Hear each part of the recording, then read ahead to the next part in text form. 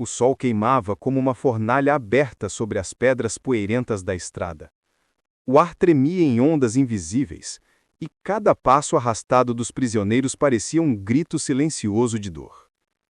Correntes tilintavam, mas já não havia força sequer para que aquele som fosse firme. Entre eles, cambaleava Judá Ben-Ur. O corpo, outrora erguido com orgulho, agora se curvava sobre o peso da fome, da sede e da humilhação.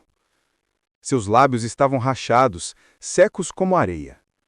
A língua, grossa, colava-se ao céu da boca. Ele não precisava olhar ao redor para saber.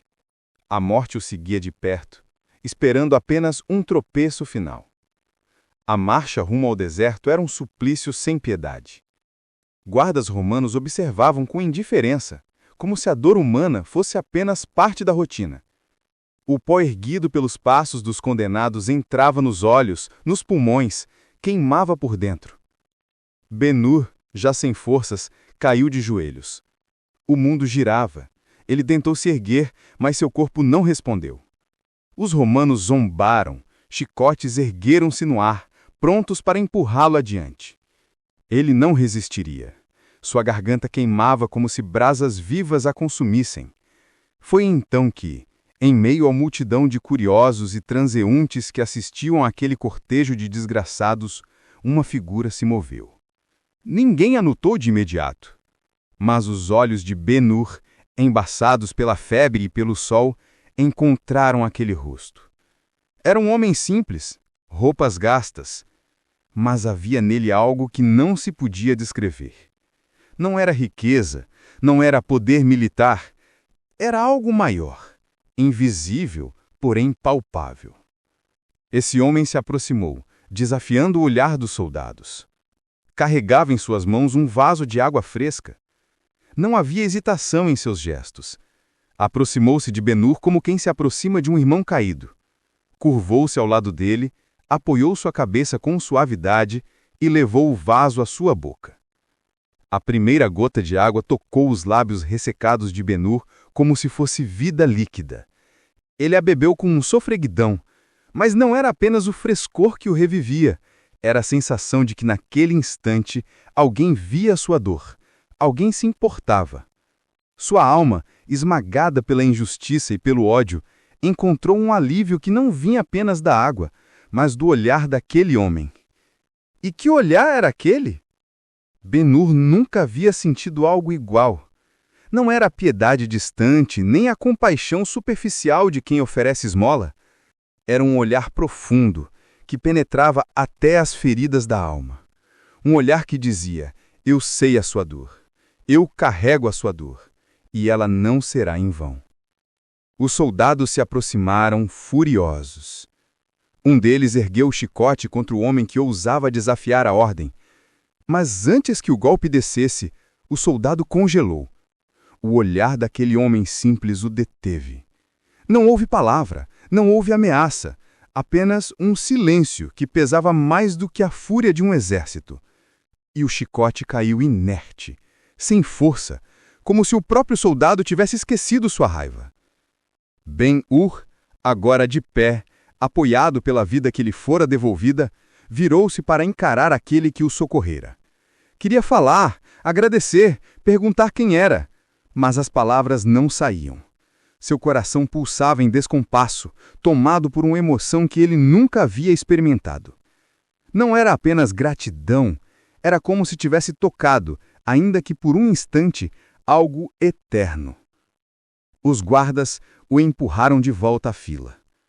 A marcha continuou, mas dentro de Ben-Ur, algo havia mudado. A sede ainda queimava, as correntes ainda pesavam, mas havia uma chama acesa que nenhuma tortura poderia apagar. O ódio que antes o consumia parecia menor, como cinza diante do vento. Ele olhou para trás, uma última vez, em busca daquele homem. O vulto ainda estava lá, silencioso, sereno, observando. E naquele instante, Ben-Ur compreendeu, não com a razão, mas com a alma, que havia encontrado o olhar de alguém que trazia dentro de si a promessa de libertação, não apenas dos grilhões de ferro, mas dos grilhões invisíveis que aprisionam o coração humano. O cortejo sumiu na estrada e o povo dispersou, mas o gesto ficou gravado para sempre. A cena em que Jesus oferece água a Judá Ben-Hur, embora seja um recurso narrativo do cinema e não esteja descrita nos evangelhos, carrega uma força espiritual imensa. Ela nos convida a pensar sobre a sede que todos nós carregamos.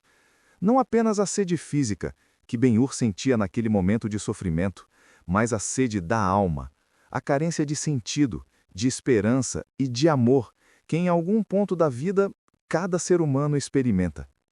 Ben-Hur estava humilhado, derrotado, sem forças para continuar. Talvez ele acreditasse que sua história havia acabado, que tudo o que restava era dor. E é nesse exato ponto de fragilidade que Jesus se aproxima. Ele não chega com discursos grandiosos, nem com gestos espetaculares. Ele simplesmente oferece água. Algo tão simples, mas que, naquele instante, representava vida, dignidade e cuidado. É como se Jesus dissesse: eu vejo a sua dor. Eu não sou indiferente ao seu sofrimento. Eu estou aqui. Quantas vezes nós, em nossas jornadas, também nos sentimos como Ben-Hur, exaustos, sem forças, carregando correntes invisíveis de preocupações, culpas ou medos. É nesses momentos que a cena nos lembra de um princípio essencial. Deus se manifesta justamente quando a esperança parece ter desaparecido. E muitas vezes ele age através de gestos pequenos, quase discretos, mas carregados de um poder que transforma. A água que Jesus deu a Ben-Hur não foi apenas para saciar o corpo. Foi um símbolo de algo maior, a água viva que ele oferece a todo aquele que se aproxima. É a promessa de uma vida renovada, de um coração que não precisa mais ser escravo do ódio, da vingança ou da desesperança. E aqui está a beleza do gesto. A transformação começa dentro, não fora. Ben-Hur ainda tinha correntes, ainda estava sob domínio romano, mas não era o mesmo homem. Havia recebido algo que ninguém poderia tirar. Essa passagem também nos convida a refletir sobre o nosso papel no mundo. Quantas vezes encontramos pessoas ao nosso redor sedentas, não apenas de água, mas de atenção, de escuta, de compaixão? Assim como Jesus, podemos oferecer pequenos gestos que se tornam imensos na vida do outro. Uma palavra de ânimo, um olhar de compreensão, uma mão estendida no momento certo. Muitas vezes, aquilo que para nós é simples, para o outro pode ser um encontro que muda tudo. Por fim, essa cena nos mostra que Deus não precisa de momentos grandiosos para tocar uma vida. Ele age na simplicidade, na humanidade, no cuidado silencioso. E nos convida a confiar.